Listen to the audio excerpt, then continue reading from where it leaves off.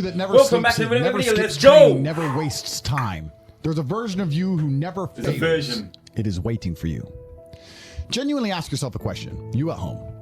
If you had done those things for the last 2 years, I did. You never skipped a training, you never wasted so time, good you about never yourself. scrolled TikTok, you never sat aimlessly on the internet typing in garbage, never played video games, you never wasted time. You never skipped training. You were training every single day. You never slept in. You were never lazy. There's this version of you. Imagine the person you would be. Genuinely imagine what you would look like. Imagine where you would live. Imagine the car you would drive. Imagine how much your woman would respect you. Imagine the love you would see in her eyes when she looks at you with adoration like a king. Oh, yeah. Imagine your existence. That person is waiting for you. And the only thing that's stopping you from being that person is your monumental laziness. You can have it. The universe is very giving. It will give you anything you work for. I've never seen somebody try for something with all of their might and not get it. The only people who do not have the things they want are the people who do not try for them.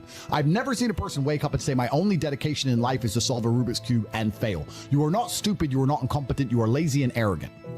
It's extremely important you understand that that person is waiting for you and you are declining that version of yourself. In the multiverse, in the many different versions of the universe that exist, there is a version of you that does those exact things. And he is a greater person than you can even fathom. You can transform yourself into that guy. You can be a top G. That's exactly what I did. I knew who I was going to have to end up being before I became that person. My brother and I are not from rich families. We are not from advantaged beginnings. But I knew I had to be a big, strong, fighting billionaire. You gotta put it off. That's what I knew I had to be. Do it. Discipline is the key to success.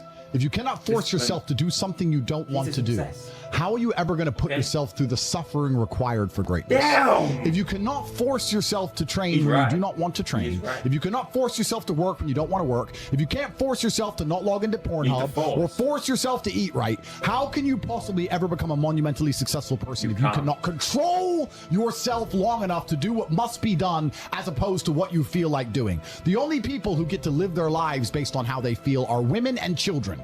Children can cry because they feel like crying, as can a woman. A woman can start an argument because she feels like arguing, as can a child. A man must do what he is supposed to do irregardless of how he feels. That is the key component to masculinity, is discipline. If you do not have the discipline to dedicate yourself to anything, you are going to fail and be crushed by the people who can. If you only go to the gym when you feel like going to the gym, you're never going to be as strong as the people who go to the gym when they don't feel like going to the gym. That is a reality of life. You do stuff anyway. I train every single day. I've actually heard from some people saying, you overtrain. And I explained to them, one, I don't believe in rest. I'm not you. I'm not pussy. I'm not broke like you are, Mr. Fitness Trainer, standing around the gym teaching people for $50 an hour. I don't need to listen to you. Secondly, I don't train because I want to get bigger. I train every day because it is difficult to train every day. It hurts. I don't want to. I wake up and I'm busy. I have other things to do. I don't feel like doing it, so I force myself to do it 7 days a week, 365 days a year, so that I know I'm the kind of person who can do what he doesn't want to do when it needs to be done. I am that man, and it is more of a mental exercise than a physical exercise at this point. How can you ever outcompete me if I can force myself to do the things I don't want to do and you cannot? Discipline is absolutely essential for success, and you need to get very comfortable and very used to the idea of understanding that on your path to greatness, there are going to be long periods of time where you hate what you are doing, where you are dissatisfied with the actions you must undertake, where you are tired, where you are stressed. That is why it is difficult. That is why most people won't make it. If the path was easy, everybody would walk it and it would lead nowhere. 100 people start the path, 99 fall off because it is difficult, and the one person who makes it to the end gets the gold. If all 100 made it to the end and the gold was divided by 100, it wouldn't even be worth anything. The difficulty gives it value. The fact that it is difficult to do is the key component into the fact you want it in the first place. If it wasn't difficult, everyone would have it and you wouldn't want it because no one would respect it. It's supposed to be hard. Life is supposed to be hard. You're supposed to think this is terrible. You're supposed to suffer and smile through the pain. Smile for the pain. Discipline is the key to success in all realms as a man. And if you lack it, you stand no chance. You can give most people a roadmap to success. You can give them a Ferrari with a full tank of gas, and a lot of people still wouldn't make the destination because they would say the drive is too far away. Quitters, they don't have the discipline. You can tell them exactly how to do it. You can give them the mechanism to get there, but they don't have the discipline to complete the drive and end up at the destination. That is the majority of Earth. This is your competition. People who, even if they are told what to do and people tell them exactly how to do it and help them do it, still quit, still fail because they lack discipline. Even me, with my monumental powers, I can't make a quitter successful.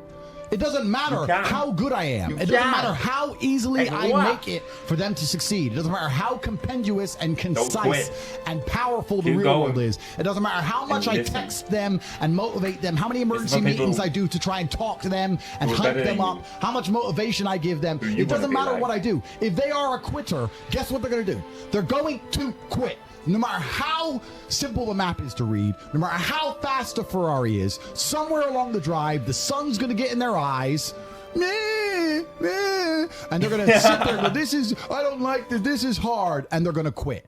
Quitters are the number one type of people that nobody can help. If you're a quitter, I can't help you. Life can't help you. God himself cannot help a quitter. So if you lack discipline, you lack the very basic building block to any type of success which exists on the planet. By every single metric which can be measured with science, you are going to stay a loser and a failure. The key is to keep training. If you train hard every single day, keep going. You don't have to worry about a little bit of vitamin C. It's true. If you don't train and you don't smoke, you're still going to be a pussy. Yes. The answer is always hard work. As soon as you are granted life, you are guaranteed death. What you do in between is up to you. You are all conscious. That could end tomorrow, that could end in 100 years. Talented at what you do. But the time between the beginning of your consciousness and the end of it is completely up to you. Training is never the wrong decision. If you're in jail, you should train. If you are free, you should train. If you are rich, you should train. If you are poor, you should train. If you smoke, you should train. If you don't smoke, you should train. If you drink, you should train. If you don't drink, you should train. You cannot escape that hard work is always the correct decision. There is no time in any scenario when working hard is going to be the wrong answer. You should always try your very best in all things. I will smoke 10 cigars a day and beat the shit out of you because I train harder than you can possibly fathom. Pain is an extremely important part of the equation. Pain is the elixir of success. When people say this bad thing happened to me and I'm suffering, I say good. It is pain which is required. It's one of the elements in the chemical reaction. If a chemical reaction requires 5 particular distinct compounds, and you have 4 and you're missing 1, it simply doesn't work. Pain for a man is one of the most important elements in becoming successful. Batman is Batman because they killed his parents. If they did not kill his parents, he would not be Batman. You're supposed to suffer. You're supposed to take that pain. The worst thing that can happen to you as a man is you live a life with no pain in it. To be born into a rich family and have a nice easy life and be given money and you don't have to go to the gym and not have to train because you have bodyguards and sit around like a fuck up. You're going to be miserable and unhappy and a drug addict buying prostitutes. You're only going to have women who adore you. You're only going to feel confident in yourself and feel happy when you've been through hell and come out the other side. The pain is required, and you'll often notice that people who are better than you are people who have suffered more than you have suffered. So the person who is waiting for you, he requires your motivation. It also requires huge amounts of pain. So when bad things happen to you, do not sit at home and lament. Do not feel sorry for yourself. Instead, look in the mirror and say, thank you, God, for giving me one of the ingredients that is needed for the chemical concoction that is going to turn me into a superhero. Thank you. Because pain is an extremely important one. In fact, it's one of the most important ones for a man. Everything is war. All of it. Sitting in the commute without losing your patience is war. Trying to find a way to escape your slave job is war. Keeping your wife happy and your children inspired is war. Training to become stronger than before is war. It is all war, and it cannot be avoided. And I'll tell you why it's war. Because war is 2 opposing sides trying to achieve the same goal. 2 opposing sides want the same land or the same influence over X land. And the car you want, the Ferrari, you're not the only person who wants it. The reason it's so expensive is because others people want it. The girl you want, the beautiful woman, limited. Everyone wants her. It is war. It is competition. Everything about life as a man is war. It is conflict because you are competing against the other men who want it the same. Which is why discipline is such an important thing. Which is why you must take the pain and add it to the concoction to become as formidable as possible. Life is war. This idea that you can go through life as a man and avoid war is probably the biggest mistake that most men make, because it is impossible for you to achieve anything significant without war. Running a business is war. Running a hotel, running a restaurant, running an online company, it's war. Training is war. Life as a man is war. You need to wake up and view it exactly as what it is. Everything I want, other people want. Everything I desire, other men are trying to get. This is a war, and I must outcompete them. Gotta do it when it's possible mental model you can have. Even in jail, push, it was a push, war for who push could for stay more. most calm. A war who could control their mind the best. A war for who could suffer the least. That is war. I was surrounded by people who lost their minds and I refused. It was a battle and I was successful. Life in and of itself as a man is a never-ending struggle and a never-ending battle. It is the constant of the human condition. Evolution requires pain. While others complain that they do not feel happy enough, I'm happy I'm struggling. I don't want to be happy. I want to be great. This is the beauty of life as a man. Do you understand? You gotta be great. I don't care. I'm happy to be struggling. I wanted to fight. You wanted to win. I wanted to fight. That's the difference. You're concerned with winning. I wanted to just fight. And we're fighting to win. That is the beauty of life as a man, to be great. If you concern yourself only with being happy, you are once again acting like a female or a child. Happiness is fleeting. It doesn't even matter if you're concerned only with the hedonism of happiness. You're going to drink alcohol and go to parties and go to festivals and take drugs. I want to be happy. Never done that. Who cares? I want to be great. I want to be great all of the time. And let me ask you a question as a man at home. Genuinely, I want to be the man of the year. Would you rather be a loser who's always smiling, a happy loser? I want to be great. Or would you rather be a stressed winner? Because I'll tell you something about winners. Most of them are stressed. We are stressed. We're stressed. Putin is stressed. Genghis Khan was stressed when his messenger turned up after a 4-week ride with updates from the battlefront of Iran. I'm sure he was stressed by what he read. Even if it was very good, even if it all looked fantastic, he started to feel stressed. Okay, well now maybe I need to go to Iran. How long is it going to take me to get there? Maybe we need to send more horses. Maybe we need to colonize Iran. He felt stress because the beauty of life as a man is to be great. So you have to sit here and ask yourself, do you want to be a happy loser that's insignificant? Nobody knows you exist. Women don't respect you. Men don't respect you. Nobody cares if you live or die, but you get to smile all the time. Or do you want to be one of the most important people on the planet with a little bit of stress? I am brilliant because I've decided to be brilliant. And if I have to sacrifice happiness to be brilliant, then that's fine. You know what the great thing about it is? You know, it's amazing what God gives, how the whole world becomes full circle. If you stop caring about being happy and you start caring instead about being great, guess what you end up being? Great. Great. Along with great. And you know what? Yeah. Happy. You end up happy if you forget about happiness and try to become great. You will never be successful if you're concerned about being happy, so forget about it. I like to consider myself a wise old man, and I'm trying my best to encourage and instigate a revolution amongst the youth where men take absolute self-accountability and they believe in themselves and they take responsibility for absolutely everything. As a man, you are most formidable if everything is your fault. Oh, yes. If it rains outside and you get wet, that is still your fault. Can you control the rain? No. Could you have brought an umbrella? Yes. You need to blame yourself for all things, the good and the bad. And by doing this, you take absolute self-accountability, which allows you to build a mental model in which you will find solutions, 1. 2, avoid trouble, because you know that anything bad happens to you is your fault. And 3, be the most fearsome competitor possible, because we're living in a very competitive world nowadays amongst the elites. The people who understand that you're living inside of a fish tank are trying very hard to get out. And you have to make sure that you can outrun some of them if you want to escape. It's an age-old adage. If a bear is chasing a group of people, you do not have to be the fastest one. You just have to be faster than the slowest. The slowest person is going to die. So as long as you're ahead of the majority. Be the best at what you do. Yeah, how can you fail? majority of people, you stand a very good chance of avoiding slavery. Being a powerful man isn't always about furious anger and instilling fear. As enemies attempt to attack your energy and lower your vibration, understand this: power is untouchable. Power may notice, but it doesn't care. Sometimes power is simply not giving a fuck. Being a powerful man isn't always about furious anger and instilling fear, meaning sometimes it is. You need to retain the capability to instill fear with furious anger. A man who cannot do that is not a man. It is one of the cards you need to have in your deck. However, more often than not, when you're in a true position of power, you will play the alternate card, which I'm describing here, as simply not caring. How can you not give a fuck about things? Well, I'll tell you how.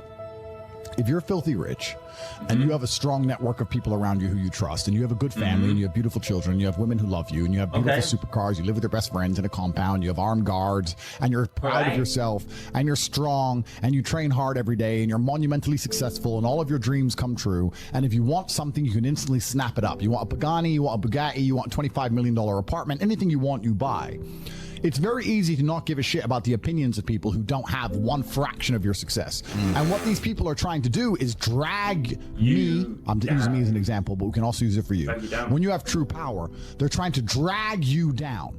They're not trying to elevate themselves. They're trying to drag you down, which is a very different thing. Because it's amazing how God rewards those who are trying to build and create and elevate, and how it punishes those who are simply trying to destroy and be spiteful and negative. And these people are going to dedicate hours and hours and millions of hours of their life towards a certain cause.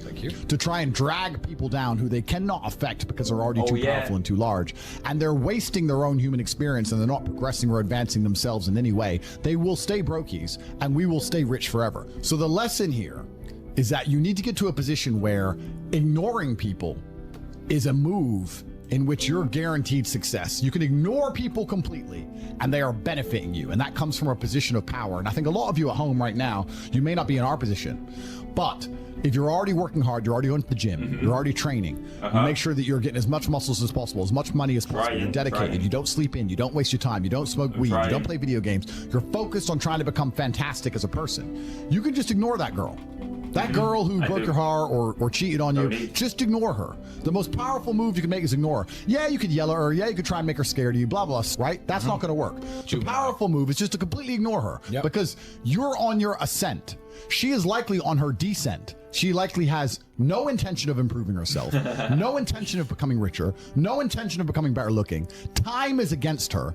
As she gets older, she's going to lose her looks. You're going to continue your ascent, and she's going to have to watch you for the rest of her life be the man that she could have been with that she's no longer good enough for. The best thing you can do is simply ignore her. That is the powerful move. You're and right. it's the same with also men. It's not even a gendered argument. There's men who want to be your friends right now, who wanted to be your friend, and they did something wrong to you. And if you're on the right path doing the right things, karma, God, the universe, whatever you want to call it, is going to teach them a lesson for simply failing to be a good person to you while they had the chance. But when you have a whole bunch of money, you take care of the people you love. And that's the masculine prerogative. And even my brother and I, anyone who's been loyal to us, who's on our team, we monumentally reward. And everyone who ever displayed cowardice or sold us out or made mistakes massively regrets it because they see how well we treat people who are close to us. If you lack somewhere, excel somewhere else. Counter your weaknesses by honing other capabilities. If you're ugly, become filthy rich. If you're poor, be as strong as an ox. Life is unfair. The primary focus of your energies is to balance the books. And there's two different ways you could interpret that. You can obviously increase the attributes that you are lacking. If you have the ability to train, because a lot of people don't. Some people are born without arms and legs, but you, with 2 arms and 2 legs, are sitting at home jerking off the Pornhub, flabby and fat. If you have the ability to train, you should be doing it. But also, you know, there are some things that some people are just better at, and you can counteract that problem by teaming up with people who compensate for your weaknesses. People who are strong in areas where you are weak, and you team up with people where you are strong in areas where they are weak. I don't think between the people in this house and our group of friends, we lack anything. Correct. Anything. Literally anything. We can sit as a group and have a conversation about anything with anyone in the world and give useful insight and change people's lives for the better, because although I am not perfect, our team compensates one for each other. And that's the point of brotherhood. So excel in one area if you lack in others. I have people say to me, Andrew, I'm short. What do? I'm short. Okay, God made you short. Fine, good. Doesn't matter. You can't change it. What you can do is become as strong as an ox and become filthy rich and monumentally important and extremely influential. You can do that. People say, I'm poor. You should be strong. That is oh, true. I'm strong, but I don't have any money. Okay, then teach others to be strong. Yes. There's always a way you can take your advantages and use. So if you had an advantage from someone else, then teach it. So if you're strong, teach someone else strong. But then you learn the other skill. What you need. Them. And by teaming up with other men, other people, you can build a team in which there are no weaknesses. So if you have a disadvantage, you also have somewhere God has given you a distinct advantage over others, and it is your duty to excel in that realm. It is your duty to become so monumentally influential and powerful within that specific criteria in which you have the capability to be brilliant, that your weaknesses no longer appear because they can be simply overshadowed by your network or overshadowed by your absolute competence. By constructing the correct mindset, you can be in the exact same scenario you're currently in, living the exact same life with a different mental model in which you view the world, and you will not only feel more powerful, you will be more powerful, you'll achieve more amazing things, you will be greater, you will be happier with the same car, the same woman, the same house, the same income, the same everything, but your mind changes the lens in which you view the world. Lenses change things. Rose-tinted glasses, perhaps dark glasses. You can put glasses on, change the lens, and you can view the world differently by changing how your mind is constructed and put together and the way you view the world. That is the point of mental Aikido. Thanks for watching. I'll catch you in the next one. Peace. Like, subscribe for more, and I'll see you in the next one. Peace. Thank you.